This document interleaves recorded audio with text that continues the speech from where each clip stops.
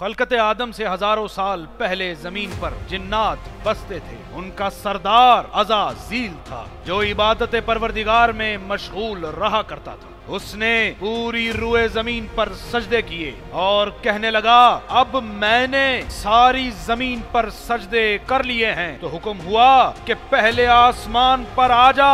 तो उसने पूरे पहले आसमान पर सजदे किए। इसी तरह वो दूसरे, तीसरे, यहाँ तक के वो 7वें आसमान पर जा पहुंचा। वहां वो अपने इल्म की वजह से फरिश्तों का सरदार बना। उसकी नजर लौह पर पड़ी और वहां लिखा था आऊज़ु बिल्लाहि मिनश शैतानिर रजीम। तो कहने लगा, ये कौन है जिससे तूने अपने बंदों को पनाह मांगने का कहा है? परवरदिगार ने कहा, तुझे जल्द मालूम हो जाएगा। वो हजारों साल यही कलाम का जिक्र करता रहा। ऐलान हुआ, मैं खलीफातुल अर्ज़ बनाने वाला हूँ। तो उसके दिल में ये ख्वाहिश जागी कि मैं अल्लाह का खलीफा जमीन पर बनकर रहूंगा। इसके बाद अल्लाह ने अपने दोनों हाथों से आदम का पुतला बनाया और फरिश्तों ने कहा कि मत बना, ये जमीन पर इंतशार फैलाएगा। तो अल्लाह ने कहा कि जो मैं जानता हूँ वो तुम नहीं जानते।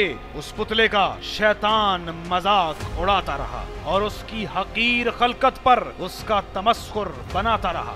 हुक्म हुआ कि अज़ाज़ील जाओ और जिन्नात को कह दो कि वो पहाड़ों में चले जाएं और मैदान इस नई मखलूक के लिए छोड़ दें। जब अज़ाज़ील जमीन पर गया तो जिन्नात ने पहाड़ों में जाने से इनकार कर दिया। तो अज़ाज़ील ने फरिश्तों के साथ मिलकर जिन्नात से जंग की और उनको पहाड़ों में कैद कर दिया। वक्त गुजरता गया और अज़ाज़ील इंतजार करता रहा कि कब अल्लाह मुझे जमीन का खलीफा करार देगा। मगर एक दिन अल्लाह ने आदम अलैहिस्सलाम के पुतले में अपने अम्र की रूह फूंक दी और तमाम खिलकत को कहा कि इसको झुक जाओ, क्योंकि इसके पास इल्म अस्मा है, यानी नामों का इल्म है। तो तमाम फरिश्ते सजदे में आदम अलैहिस्सलाम को झुक गए और अज़ाज़ील ने गुस्से में नफी में सर हिलाना शुरू कर दिया। तो परवरदिगार ने कहा कि वो क्या चीज है जिसने तुझे आदम को झुकने से रोका?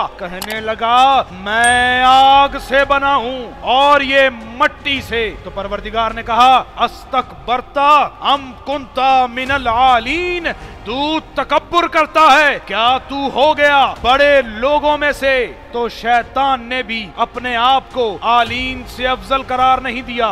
सामीन गिरामी कादर अहले इल्म जानते हैं कि इंसान सिर्फ मट्टी से नहीं बल्कि आग, पानी, हवा और मट्टी से बना है। तो शैतान को ना आग से मसला था, ना पानी से मसला था, ना हवा से मसला था, उसे मट्टी से मसला था। तो अल्लाह ने कहा, निकल जा, आज के बाद तू ही मरदूद है। कहने लगा, मैं इसकी औलाद को बहकाऊंगा। पता चला बाप का बदला औलाद से लेना शैतान की सुन्नत रही है। तो अल्लाह ने कहा, तू बहकाएगा, मैं तौबा की तौफीक दूंगा और माफ कर दूंगा। कहने लगा, सुन तो ले, बहकाऊंगा किससे?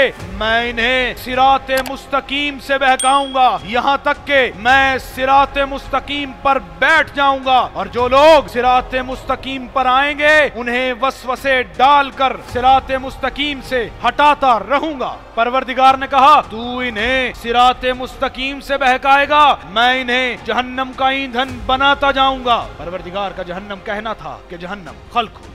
सामीन गिरामी कद्र शैतान अल्लाह की बारगाह से जमीन पर फेंक दिया गया। जब वो जमीन पर आया तो उसने तमाम जिन्नात को इकट्ठा किया और कहने लगा, अल्लाह ने एक ऐसी मखलूक बनाई है जो जमीन पर आकर तुम सबका हक खा जाएगी। तो वो सब कहने लगे कि हमारा बादशाह तो शैतान है और वो सब के सब शैतान को झुक गए। मगर उनमें से एक कबीला या रहमान की सदा बुलंद करते हुए परवरदिगार को सजदे में झुक गया। तो तमाम जिन्नात ने उन पर हमला करना चाहा तो अल्लाह ने उस कबीले को जिन्नात की आंखों से ओझल कर दिया।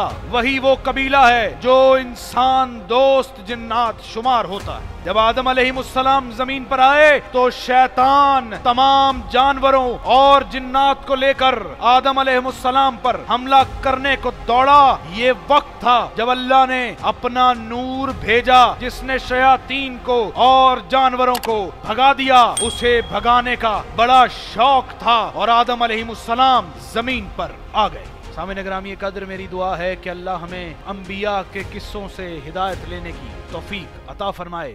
इलाही आमीन।